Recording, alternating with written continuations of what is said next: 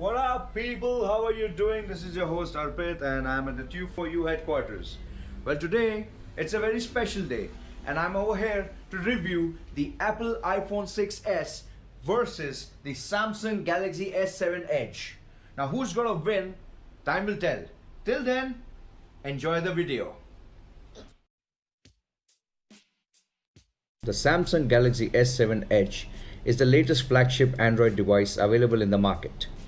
It is featuring the dual edge display which made popular on the S6 model. In comparison to the Apple iPhone 6s, this thing is a little bigger at 5.5 inches and the 6s stands at 4.7 inches. The screen is Super AMOLED display featuring a Quad HD resolution on the Samsung flagship model, whereas the Apple is still settling down for the Retina HD display. The iPhone and the Samsung both feature a gold finish, but Samsung does look way better because it features the gold finish unlike any other phone out there. Towards the bottom side, both the phones look almost identical, with the Apple featuring a lightning connector and the Samsung a standard USB charger. Towards the left hand side, we have the SIM slot on the iPhone and the power switch, and the Samsung features only a power switch on the right hand side. On the upside, the iPhone is absolutely flat, whereas Samsung features the micro SD card slot and the SIM tray. When we come down towards the left hand side, both the phones feature a lot of buttons. The Samsung features standard volume rockers up and down, and Apple along with that features its trademark mute button. Both the phones are absolutely slim, whereas the iPhone is way slimmer than the Samsung S7 Edge. It has a beautiful bevel finish towards the side. The antenna is an eyesore, but still, people tend to love the beauty of this device. No wonder, in the hand, this thing looks really good. Once we turn around the phone, it is absolutely readable in daytime as well. The fingerprint scanner is absolutely fast on the 6s, and the phone is butter smooth as usual. The Samsung S7 Edge looks awesome in daylight. It features a very classy body with glass and metal all round it. The slim metal bezel at the sides and the front and back glass is very delicate, but still is much better to hold as compared to the S6 because it features folded curves edges at the back. So it gives a more Note 5 kind of a feel. The screen is super bright and crisp in daylight. The text is absolutely sharp as expected from Samsung, but the colors are oversaturated as usual. That is a plus point for Samsung and people love it. The phone is butter smooth. Let us come down to the camera department.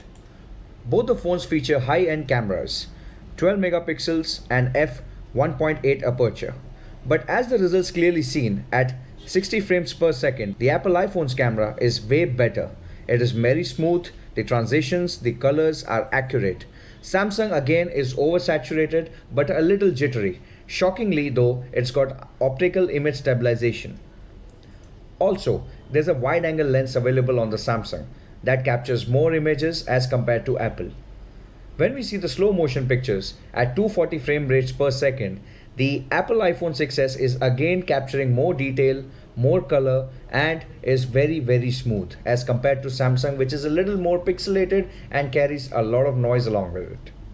Both the cameras perform absolutely great in low light, but again, because of the wider lens factor and a slower shutter rate, the Samsung captures more light and is a little more brighter when it compares to the Apple iPhone 6s. Still, both the cameras are sharpshooters nonetheless. If we see the front-facing camera, the selfie camera, it is also featuring a wide-angle lens and Samsung captures a lot of detail. But again, if we watch closely, Apple is more accurate. So how is it to use the Samsung Galaxy S7 Edge? Well, it does feature a fingerprint scanner just like the Apple iPhone 6s. And the fingerprint scanner is way better than the previous Samsung devices. The device out of the box comes with Marshmallow 6.0 Android update, which is the latest Android operating system. The hardware internals are absolutely awesome. This phone right there features a Snapdragon 820 chipset which features 64-bit desktop class architecture. It also features 4 GB of RAM, so you can do a lot of multitasking without any issues or lag. The phone features a standard UI But again, there's a noticeable Samsung TouchWiz UI interface laced upon it, but still it is not as buggy as the previous ones. The Edge display features the Edge News or the various other things that we can do with the Edge. There are quick tools available. Also, there is Yahoo News pre-built. There's also a People's Edge tab, which is way more sophisticated as compared to the previous S6 Edge. All we need to do is select a favorite contact and it is color coordinated. For example, if a particular person calls, this is the way the phone features. But surprisingly, it only features this way when the phone is kept upside down, the screen facing down. I don't know how many people are going to do that, but still it is a fashionable gimmick and it looks awesome nonetheless. There are various shortcut keys available. You can customize it endlessly. This is the beauty of Android. It allows you to do a lot more with your phone. And every single time you see, the phone is very smooth, very fast. Taken over from the previous Samsung flagship models, all we need to do is double tap the home button and the camera is launched. It's a quick launch and Samsung boasts the fastest launching camera out there in the market. The selfie camera is again beautiful. It is a wide angle lens. It does capture sharp detail. It's a 5 megapixel shooter. Also, we can customize it endlessly as I mentioned previously because of the Marshmallow operating system. Multitasking is a breeze thanks to the 4 gigabytes of RAM. So this was it basically using the Samsung Galaxy S7 Edge.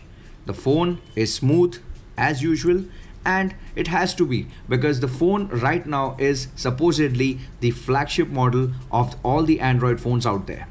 It is a tough competitor of the LG G5, but again, there are certain bad things coming out from the LG G5 and Samsung definitely has an upper edge as far as I can see from the rumors that are going out in the market. So there's again this particular Marshmallow game that is available free of charge. It comes pre-built with the phone and it is quite fun, but again, it's very annoying, just like Flappy Birds. And in case if you don't like Flappy Birds just like I do put your comments down below because it is one real pain in the ass game. So this was it, the basic UI, the basic user interface of the Samsung Galaxy S7 Edge. It is very smooth and it is really awesome. Moreover, the Google functionality. All we need to do is say certain things like, for example, what is the height of Mount Everest? And it simply searches Google for you and gives you an answer right away. There are many more things that we can ask and it works fantastically. Also, the Flipboard app is pre-built. All you need to do is swipe left and you are done. This is the way this phone functions and I don't feel any issues with it. This phone is smooth, crisp. The only problem that I face is the backside attracts fingerprints like anything. It is a fingerprint magnet. As you can see, it's got smudges all over. All you need to do is either use it with gloves or keep on finishing it off all day because this thing spoils the entire show of such a beautiful device. Next in line is the trusted Apple iPhone 6s. Now the 6s is almost an year old and its due replacement is on September when the Apple launches iPhone 7. 7 rumors aside, let us focus on the iPhone 6s. The 6s features a 4.7-inch Retina HD display which features dual pixel alignment. It also has got the standard operating system across all Apple devices, that is the iOS, and the iOS 9.3 feature a lot of improvements than the previous generations. The phone as usual is butter smooth. In case if you're missing the smaller screen size, Apple has taken the thought for it. All you need to do is double tap on the home button and the screen comes down to a single form factor. It is very easy to use and on multiple occasions it does help a lot. The ease of using an iPhone is always found across all its devices. In case if you're switching over from an iPhone 5, 5s, 5C or even a 4S, you can directly jump onto this wonderful device. The camera is an advantage over the Samsung, that is what I feel, as I have already showcased in the previous comparison videos. The whole point is the Apple is sticking on to what it does best, creating a small eco-friendly user environment, and it is doing a fantastic job. The colors on the screen are reproduced absolutely great rather than the oversaturated MOLED display. This thing functions really awesome. The phone is surprisingly running on 2013 specs. For example, it does only and only 2 gigabytes of RAM. Yes, it has only 2 gigabytes of RAM as compared to 4 gigabytes of Samsung's Galaxy S7 Edge. It also features a dual core processor, 64-bit desktop class architecture rather than this flagship Snapdragon 820. But again, Apple claims it is better, and I too feel it is better. The trademark mute switch is always handy whenever you are going into a meeting or something important comes up immediately. The phone is beautiful with curvy edges, easy to handle, and all aluminum finish. This thing features as 7000 grade aluminum which does not bend. As for the previous bend gate issue, this thing is way stronger. The front glass is Gorilla Glass plus ion exchange treatment is done to it, so it is way stronger as compared to anything out there. The apps are handled with aplomb. It easily opens a lot of things, multitasking is a breeze, and the phone never hangs. These are all trademarks of using an Apple iPhone. The phone is beautiful in a 4.7-inch form factor, and I cannot find any particular issues with the phone, except the lens protrudes out because that's the design flaw. That is what many people say. But again, Apple claims this thing is actually done to keep the camera much better, much sharper, and also has a sapphire coating on it so that the lens never gets damaged. That is what Apple is all about. Quality of materials, no wonder. Samsung is using a lot better materials, but again, Apple always, some way or the other, finds a way out.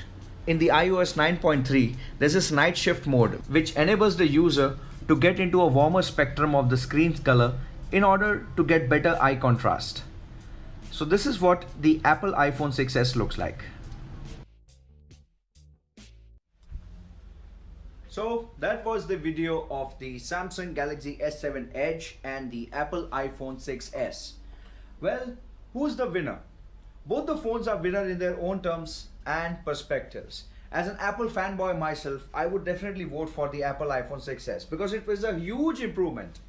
But again, people say that the Apple iPhone 6s has become way too much more towards like, it has become more like an Android phone.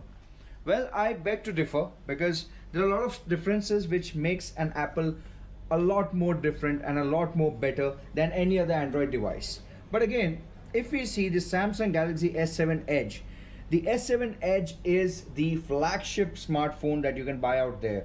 The specifications, the internal hardware, the components, the glass, the screen, the dual edge display is simply brilliant.